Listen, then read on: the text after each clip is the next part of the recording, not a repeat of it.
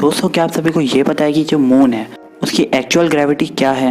And क्या आप सभी में से किसी ने ये सोचा है कि जो मून है उस पर इतनी कम ग्रेविटी होती है, तो क्या कोई ह्यूमन सिर्फ जंप करने से मून की ग्रेविटी से बाहर निकल सकता है या नहीं? अगर आपको नहीं पता तो आज की इस वाली वीडियो को कंप्लीट देखना, क्योंकि आज की इस वाली वीडियो में मैं आपको मून के बारे में कुछ ऐसे इंटरेस्टिंग फैक्ट्स बताऊंगा जो कि आई थिंक बहुत कम ही लोगों को पता होंगे।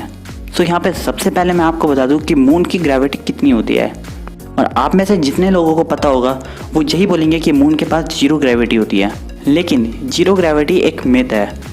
मून के पास भी कुछ ग्रेविटी होती है जैसे बाकी प्लैनेट्स और स्टार के पास होती है। एंड जो मून की एक्चुअल ग्रेविटी होती है वो 1.62 मीटर पर सेकेंड स्क्वायर होती है।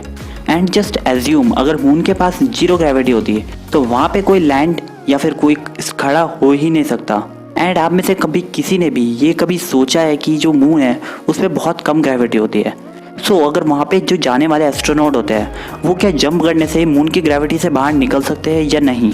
वैसे तो ये बहुत इंटरेस्टिंग सा क्वेश्चन है एंड इसका आंसर उतना ही ज़्यादा इंटरेस्टिंग है। फ्रेंड्स, जैसा कि मैंने अभी आपको बताया कि मून के पास भी कुछ ना कुछ ग्रेविटी होती है, इसलिए मून की ग्रेविटी से जंप करके बाहर निकलना तो इम्पॉसिबल है एक ह्यूमन के लिए, क्योंकि जो ह्यूमन पावर होती है वो बहुत कम होती है as compared to moon gravity.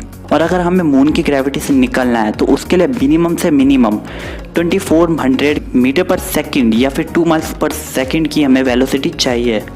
जब हम मून की बात कर ही रहे हैं तो इसी के साथ एक बोनस फैक्ट भी मैं आपको बता देता हूँ। दोस्तों, जैसा कि आप सभी की स्क्रीन पे शो हो रहा है, ये सारी हमारे सोलर सिस्टम के प्लैनेट्स की ग्रेविटी है, और इससे आप कंपेयर कर सकते हो कि अर्थ के मून की ग्रेविटी और बाकी प्लैनेट्स की ग्रेविटी। गाइस, बस आज की इस वाली वीडियो में इतना ही। मिलते हैं ऐसी और इंटरेस्टिंग वीडियो के साथ, तो तब तक के लिए bye and thank you for watching this video.